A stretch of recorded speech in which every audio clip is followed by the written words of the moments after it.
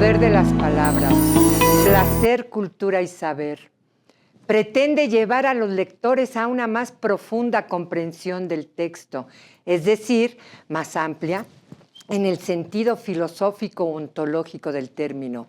Pero no, esta no es la pretensión de nuestra colección. Por supuesto que la primera intención es la de que se lea, que el lector entre al mundo de la literatura con el afán de conocer, de disfrutar la lectura, de saber más. Si tan solo esto se consigue, va muy bien. Sin embargo, nuestro principal deseo es lograr que el lector dé un giro hacia otras rutas y entre a degustar la magia de las palabras, a sentir la emoción que vibra en cada página, a entrar de lleno en la narración sin poner distancia entre él y la historia. En una palabra, hacer uno más de los personajes del relato. Lecturas que le enseñen a soñar su realidad y desde ahí volver a reinventarla en sus propios términos. Buen viaje. A continuación, voy a leer El Golem del autor austriaco Gustav Meyrink. Este autor nació en 1868 y murió en 1932. La obra fue escrita en el año de 1915 y fue su primera novela, la de mayor éxito.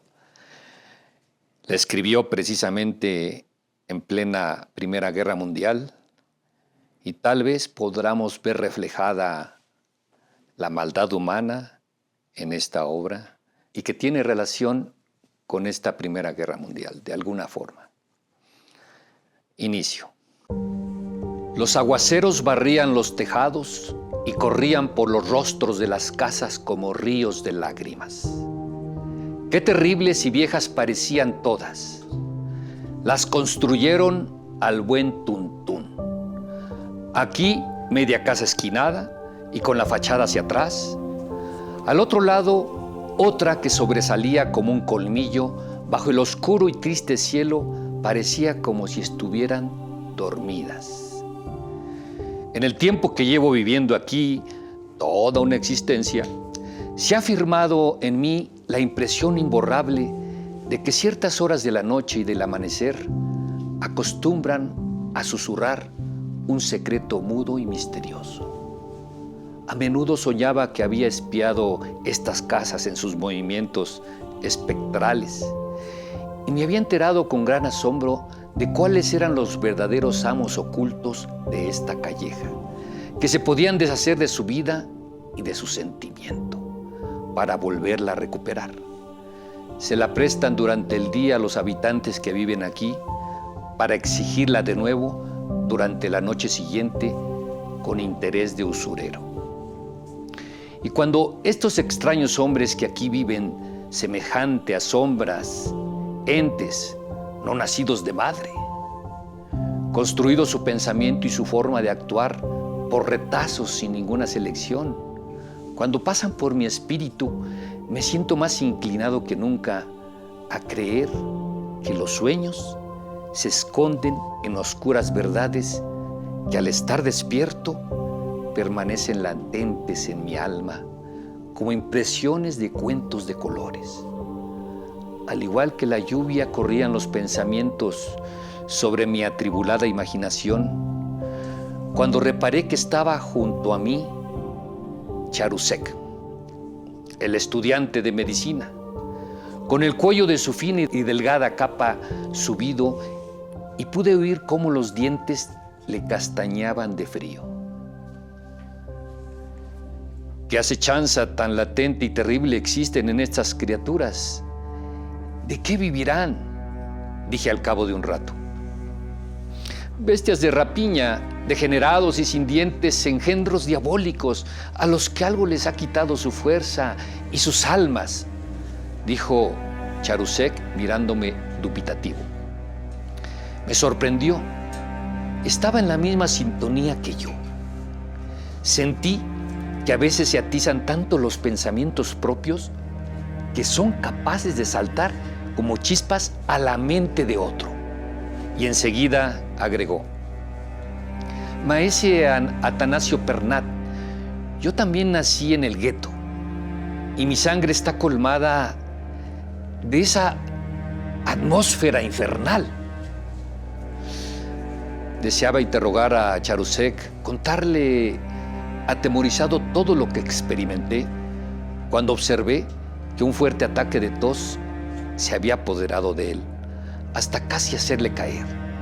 Solo pude ya distinguir cómo, apoyándose en la pared con ambas manos, caminaba con esfuerzo bajo la lluvia tras dedicarme un ligero gesto de despedida. Sin embargo, pensé que Charusek tenía razón. No estaba delirando.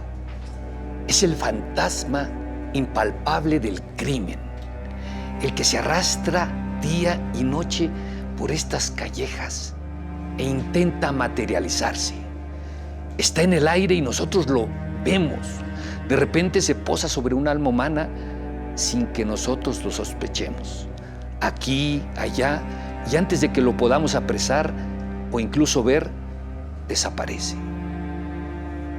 Una serie de nebulosas imágenes se perseguían entre las terribles sospechas que se arrojaban sobre mí.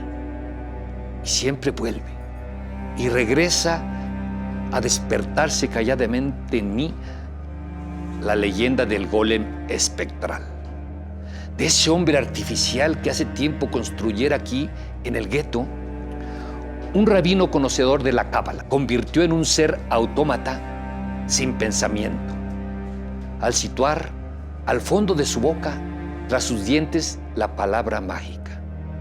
Y del mismo modo que aquel golem se convertía en una estatua de barro, en el mismo instante en que le quitaban de su boca la palabra o el símbolo misterioso de la vida, me parece que todos estos hombres se derrumbarían sin aliento en el mismo momento en que se borrara la misteriosa palabra que los sostiene en vida.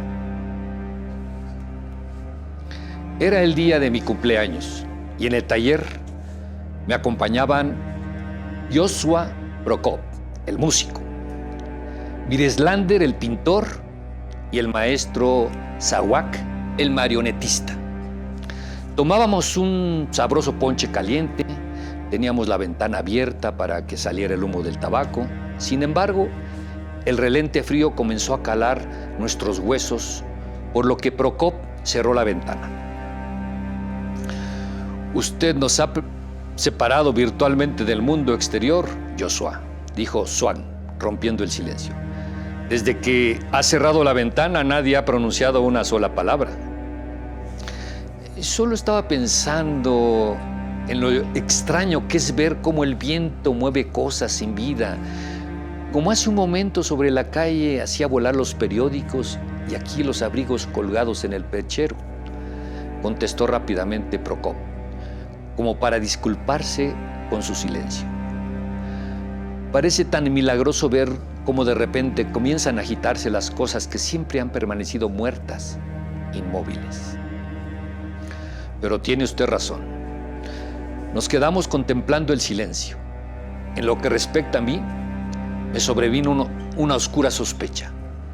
¿Qué pasaría si al fin de cuentas los hombres y en general todo lo que tiene vida, las cosas con vida, fueran algo semejante a esos trozos de papel?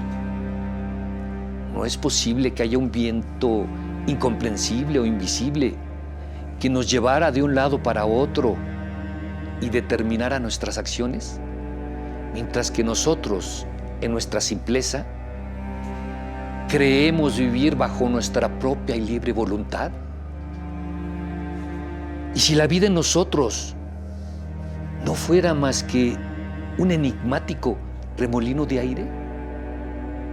Ese viento del que dice la Biblia, ¿sabemos de dónde viene y a dónde va? ¿No? ¿Verdad?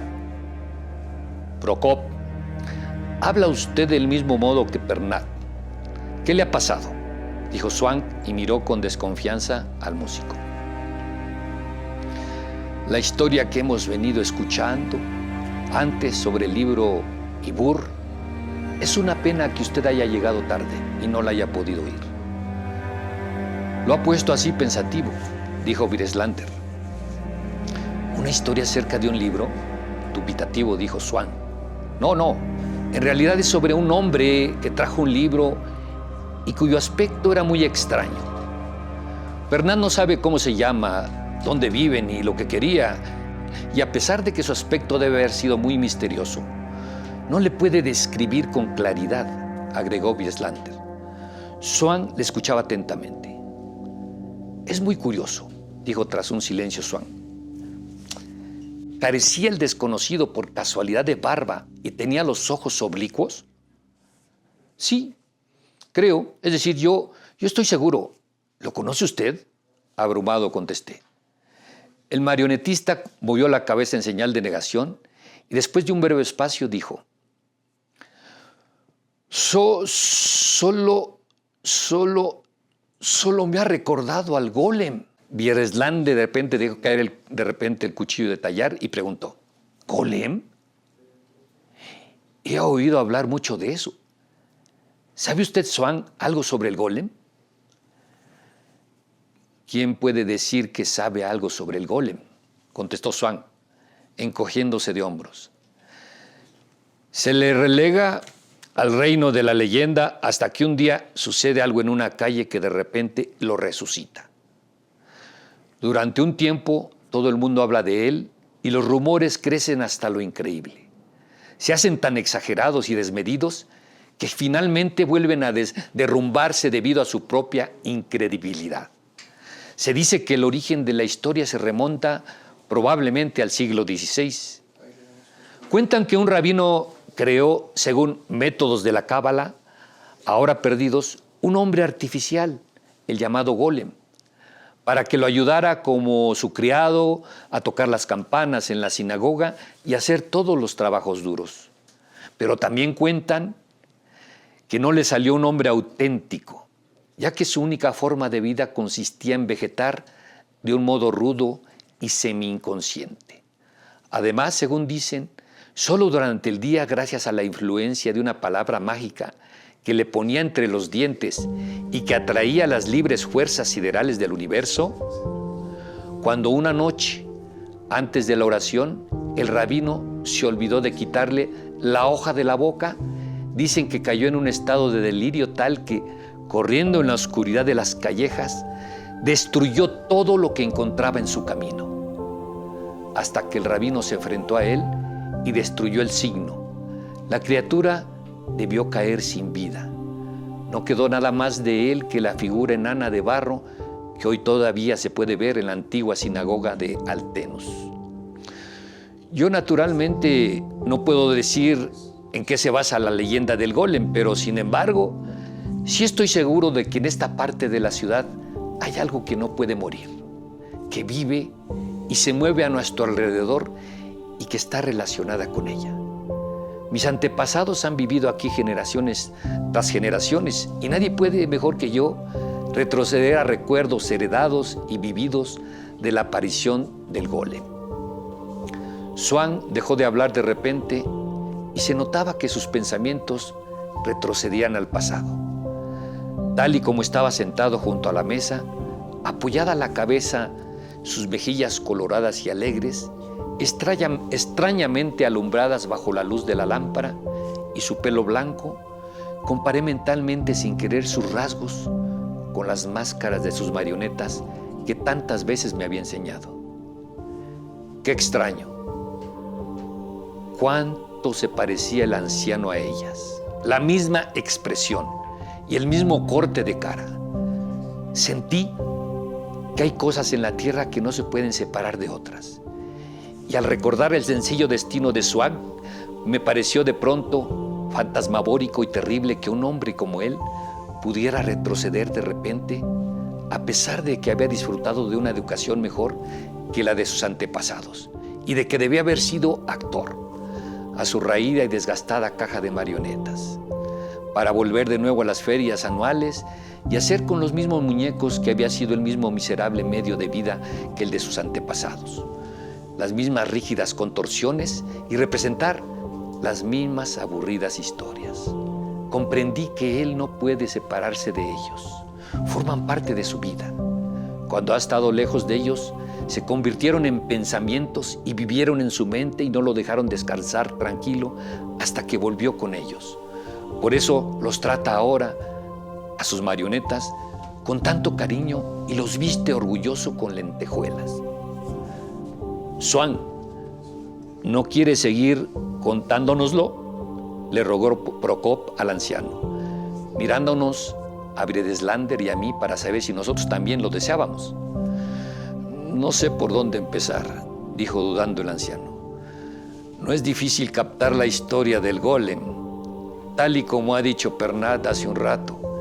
Sabe exactamente cómo era el desconocido y sin embargo no puede describirlo. Aproximadamente cada 33 años se repite un hecho en nuestras callejas que no tiene en sí mismo nada especialmente excitante y que sin embargo produce un gran terror, para el que no existe ni aclaración ni causa justificada. Sucede siempre que un hombre totalmente desconocido, sin barba, de cara amarillenta y tipo mongol, aparece caminando desde la calle de la antigua escuela por el barrio judío, envuelto en traje antiguo y raído, con pasos regulares, dando traspiés como si a cada momento fuera a caerse hacia adelante y de repente se hace invisible. Generalmente da la vuelta a una esquina y desaparece. Se dice que otras veces describe un círculo en su camino y vuelve al punto de partida, una casa antiquísima cerca de la sinagoga. Algunos excitados afirman también que lo vieron doblar una esquina e ir hacia ellos, pero que al dirigirse claramente hacia ellos se hacía cada vez más pequeño, igual que alguien que se pierde en la lejanía hasta que finalmente desaparece. Hace 66 años fue especialmente grande la impresión que produjo, pues todavía me acuerdo, yo entonces era muy pequeño, de que el edificio de la calle de la antigua escuela fue registrado de arriba a abajo. También se comprobó en esa casa hay realmente una habitación con una ventana con rejas que no tiene acceso, donde habita el espectro. Colgaron ropa de todas las ventanas para poder distinguirla mejor desde la calle y así se identificó la huella de ese hecho real. Como no era posible llegar hasta ella de otra forma, un hombre bajó colgado de una cuerda desde el tejado para verla, pero apenas se había llegado cerca de la habitación, se rompió la cuerda y el desgraciado se destrozó la cabeza en el asfalto. Cuando quisieron intentarlo otra vez, eran tan dispares las opiniones sobre la situación de la ventana que se abandonó el intento. Yo mismo encontré al golem por primera vez en mi vida hace 33 años. Lo encontré debajo de un arco que forma una casa sobre la calle y venía hacia mí y casi chocamos. Todavía hoy no comprendo lo que pasó entonces en mí, pues en verdad nadie tiene continuamente, día tras día, la impresión exacta de que va a encontrarse con el golem. En aquel momento, sin embargo, estoy seguro, totalmente seguro, algo gritó en mí un momento antes de que llegase a verlo: ¡el golem! En aquel mismo momento salió alguien a tropezones de la oscuridad del pasaje y aquel desconocido pasó por mi lado. Durante mucho tiempo he meditado sobre esto y me parece que cuando más cerca estoy de la verdad es cuando me digo: en el transcurso de cada generación aparece siempre, rápida como el rayo, una epidemia espiritual en la ciudad judía que domina las almas de aquellos que viven por algún motivo para nosotros desconocido y que hace que surjan como un espejismo los rasgos de un ser característico que quizás hace siglos vive aquí y tiene ansias de poseer forma y figura. Quizá esté entre nosotros hora tras hora y nosotros no lo percibimos, del mismo modo que tampoco oímos el sonido del diapasón que vibra hasta que toca la madera y la hace vibrar también a ella. Tal vez no sea más que algo así como una obra de arte anímica, sin conciencia interna. Una obra de arte que nace de lo informe, al igual que un cristal según leyes inmutables, agregó Procop. y termine de pronto yo tratando de encontrar una respuesta. ¿No podría ser que del mismo modo que en los días de bochorno crece la tensión eléctrica hasta hacerse insoportable y formar el rayo, debido a la continua repetición de esos pensamientos, siempre iguales, que envenenan el aire?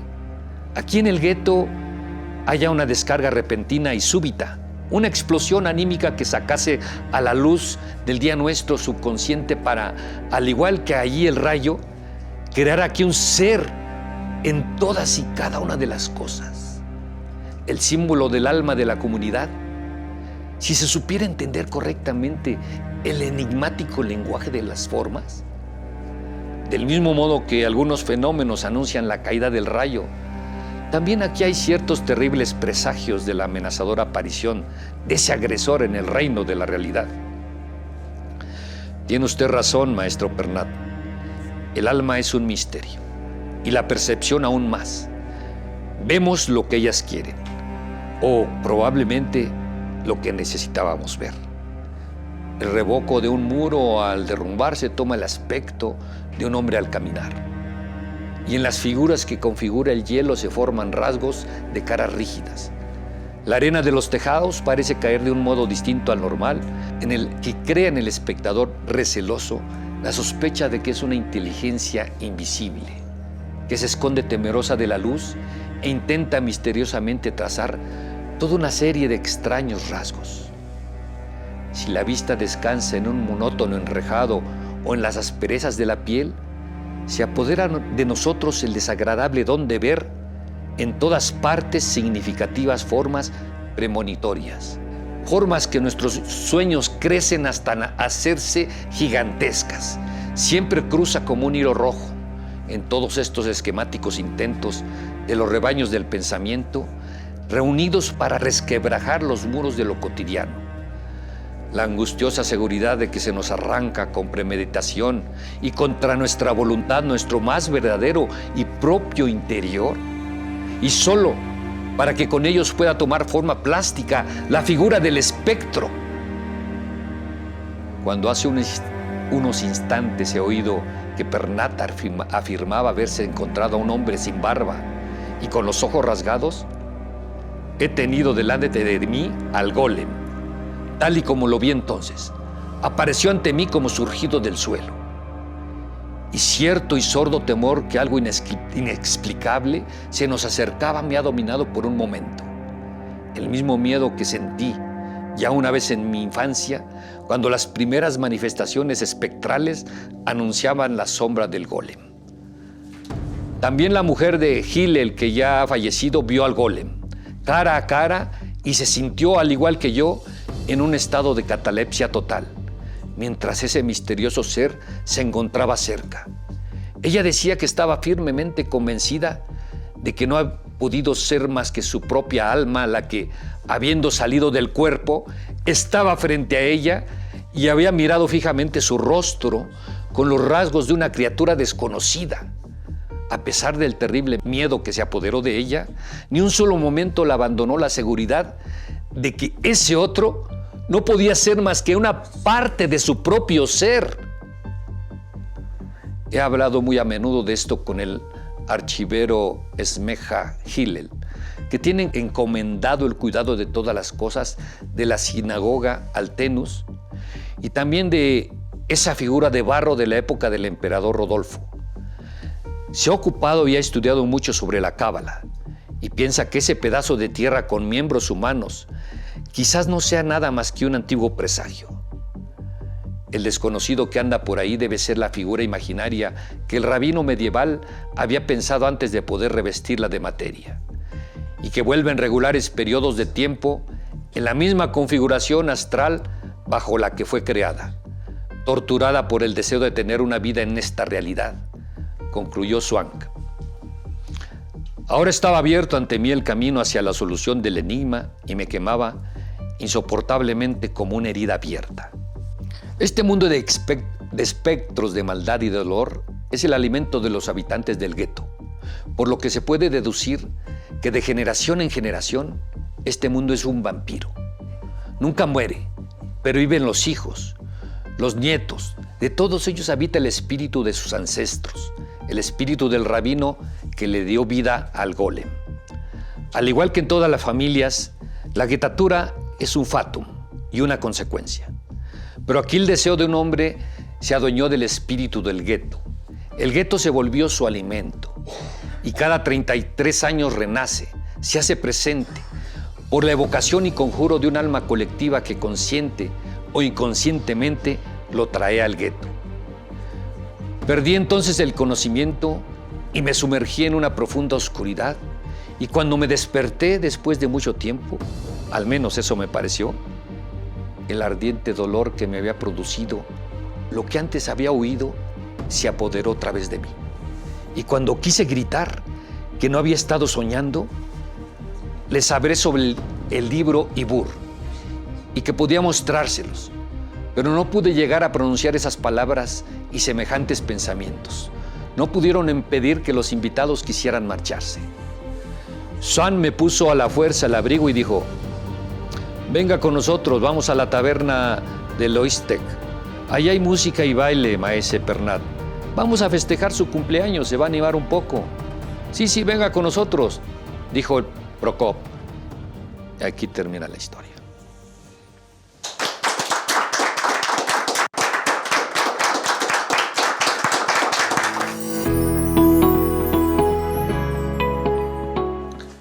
Bien, hemos escuchado una lectura de una obra magnífica que es del escritor Gustav Meyrink, llamada El Golem, y que nos lleva a muchas reflexiones. Realmente es una obra riquísima en matices y en situaciones.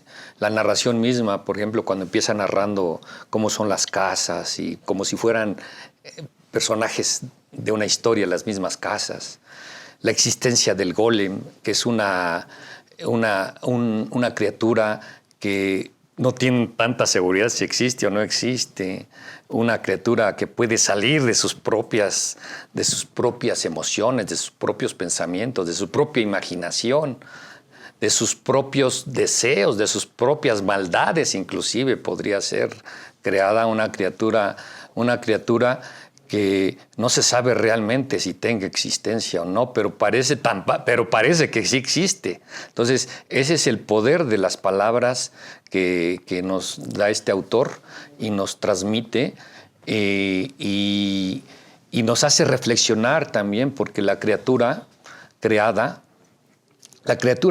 cuentan en una anécdota que la crearon y la mandaron a traer un balde de agua. Vete a traer un balde de agua, golem. Fue el golem, trajo el agua, y como no era una criatura que tuviera un pensamiento propio, sino que se movía por la intención de otra persona, pues trajo tanta agua que vació el río. Es decir, la anécdota allí es de que es una persona que está manejada por otros, ¿no? Entonces, el golem, ese es el principio también del golem, que no tiene independencia propia. Es como cuentan en la historia, creada a partir del barro, le dan vida con algo de magia, digamos, ¿verdad? Con la cábala. Un rabino le da vida y pues después se le descontrola el golem y aparece cada 33 años en el gueto que menciona el autor. Entonces, creo que es de una riqueza extraordinaria este texto. Tiene muchas imágenes, mucha imaginación, ¿verdad? El golem mismo es una figura que existe. Cuando uno lo está leyendo, existe. Ahí está el golem, ¿no? ¿A qué horas llegará el golem aquí al lado, no? Sí, es muy interesante. Bueno, pues yo aquí la primera lectura que le veo es la irresponsabilidad del rabino. O sea, cualquier creador debe hacerse responsable de su obra. Entonces, lo crió y lo dejó a la deriva. Entonces, aquí la primera lección para cualquier creador, incluyendo los padres en relación a los hijos, qué tanta formación les dan o los dejan a libre albedrío sin haber dado consistencia en su formación, ¿verdad? Y la otra lectura que veo, que la misma sociedad cíclicamente generaba esa negatividad que producía a este ser siniestro, ¿verdad? Cíclicamente. Puede ser el caso que también podía ser para bien, pero aquí, por lo que leímos en la obra, más bien se manifiesta la parte negativa de una sociedad. Y todas estas obras que leemos, lo interesante es traerlas hasta el momento histórico, lo que estamos viviendo, y ver qué analogías o qué mensajes de vida podemos aplicarle el aquí y el ahora. Esa es mi reflexión. Hay una parte al final de la obra, entre muchas otras lecturas que ustedes seguramente podrán comentar, en donde la mujer de Iyal, cuando están en una especie como de discusión en cuanto a la verosimilitud de la existencia o no del golem, ella menciona algo así como que es su propio reflejo, que el golem en sí es ella misma, sus emociones, su interior, simplemente nada más reflejado en ella. Eso es por un lado. Y por otro lado se me acaba de ocurrir también de lo que decía ahorita Clarita, la creación y luego la irresponsabilidad de la creación. Y quitando la palabra creación y modificándolo un poco, es como por ejemplo lo que son las herramientas, la inteligencia artificial, ahorita que hace rato comentamos, en donde finalmente pues hay una cierta estupidez en las máquinas. Aunque nosotros podamos creer que las hicimos, como aquí en este caso, algo perfecto, muy humano, la realidad es que duplicar a un humano pues, todavía hasta la fecha es algo absolutamente imposible. Entonces la creación del humano para otro humano es totalmente imperfecta. Eso también nos puede llevar a reflexionar que cuando nosotros confiamos demasiado en alguna tecnología para obtener un resultado, quizá el resultado no sea el que estemos esperando o no encontremos lo que estamos buscando. Mi nombre es Geyel, del Plantel Sur. Primero que nada, por parte mía y de mis compañeros, agradecemos que nos permitan estar aquí. Y bien, con la obra, pues me hace reflexionar mucho, yo diría que bastante, sobre los temas que toca, ¿no? Desde la vida en sí misma, el alma y el miedo, ¿no? ¿Por qué el alma es como la plantean tan importante y tan temerosa? Porque en tiempos como los nuestros es difícil hablar o plantear el tema del alma, de la existencia, porque estamos ocupados en otras cosas en el presente y realmente no se da la conversación ni la discusión ni siquiera la opinión sobre cómo vivimos o cómo queremos vivir o cómo estamos viviendo, ¿no? Entonces plantea ideas en que la vida, la verdadera muerte es jamás haber vivido, ¿no? Porque abrazar la vida es aceptar la muerte y el miedo que tenemos a hacerlo, ¿no? Y a vivir en este caso, vivir una vida que merezca la pena ser vivida, ¿no? Bueno, esta obra, al igual que muchísimas más, nos permite introducirnos a un mundo totalmente diferente. Y se me hace increíble cómo podemos simpatizar con el autor, percibir todo su entorno y sus emociones, sentimientos que quiere transmitirnos la lectura o la obra. Y es muy cierto que nosotros mismos nos ponemos nuestras limitaciones, nosotros planteamos nuestros miedos y a veces esas son barreras que nos cuesta mucho cruzar o simplemente por el miedo decimos, bueno, prefiero no intentarlo. Pero esta obra nos hace concientizar mucho que no todo es como nuestra mente o alma lo percibe. Podemos tener otros puntos de vista para buscar una mejor solución y sobrellevar cada situación. Bueno, mi nombre es Isabela y también vengo del Plantel Sur. A mí me gustaría retomar que el golem es para mí una representación de las emociones y recalcando esto del creador, pues siempre se dice que el creador va a ser siempre más inteligente que la creación. Por lo tanto, para mí sería como que el golem son nuestras emociones, pero pues si nosotros somos lo suficientemente inteligentes emocionalmente, podremos sobrellevar nuestras emociones de mejor manera para poder, pues digamos, para que no afecten en ciertos aspectos de nuestra vida y podamos desarrollarnos mejor en todo lo que hagamos, ¿no? Mi nombre es Daniel y también vengo del plantel sur. El golem para mí representa el miedo que se vivía en esa época debido a la guerra, y yo creo que los miedos han cambiado mucho en la sociedad porque actualmente no hay guerras, pero como decía mi compañero, hay muchos miedos que nosotros nos ponemos mentalmente, nuestras limitaciones, porque a veces nos dejamos llevar por lo que dice la gente, por lo que dicen nuestros papás, o en general la sociedad, ¿no? De que queremos aspirar a algo y dicen que eso no es bueno, que no puede ser, o cosas así. Y pues como dice mi compañera, ¿no? A veces nuestros problemas son muy mentales, y creo que trabajando las emociones podemos tener un criterio más propio y tomar decisiones que sean correctas para nosotros y no las que nos impone la sociedad, tal vez, porque vivir la vida que nos impone una sociedad, pues en algunas cosas sí está bien, pero en otras no, porque no podemos ser lo que la sociedad dice, también tenemos que ser nosotros mismos. Eso que comentas es cierto.